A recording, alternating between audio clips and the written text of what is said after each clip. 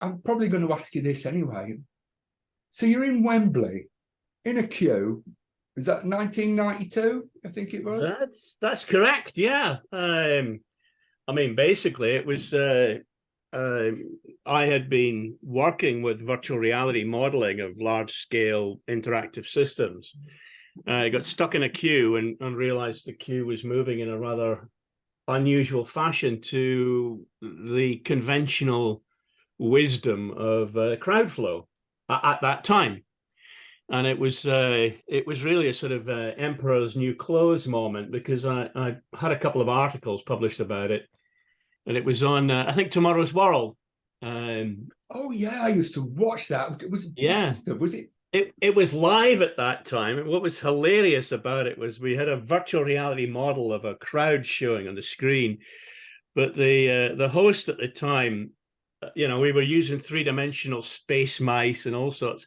And I was under the table with my hand across the top, operating it, looking at a monitor, and she was sort of from the top down, looking as if she was controlling things, but it was my hand. So we demonstrated this live on, it was live at that time, that crowds didn't move like grains of sand through an egg timer. The building research establishment then invited me to give a talk, because they said, you're making a lot of noise about this. We'll give you an opportunity. We'll invite a whole bunch of international experts. I think there was about 200 or so of them in the room. And they said, if they laugh at you, you're on your own. But if they say, hey, he's got a point, then give us the credit for being your first sort of platform for standing up and showing it. It really was an emperor's new clothes moment. I said, look, we've got crowd flow wrong, because it's an interactive system, whereas grains of sand don't really make their mind up whether to go left or right. So the physics was completely different. And, we just introduced this new element to the fundamental crowd model. And I think I was told at that time that the phrase crowd dynamics was first coined at that meeting. So whether that's true or not, but that was my PhD, and I've studied and worked with crowd safety ever since.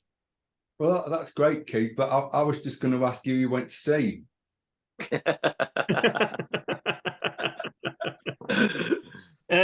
Well, it was the Freddie Mercury AIDS awareness concert, which had been organised in 2 weeks. Funnily enough, Ian Stewart, my professor at the time, had written an article about Harry Seldon, and it was apparently it was just within 2 weeks of the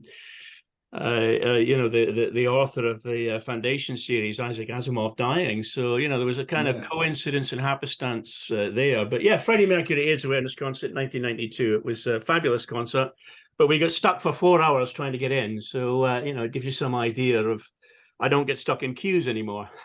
No. I suspect they rush you through. No. I take my time with everything else, but we tend to study and look at queues beforehand. So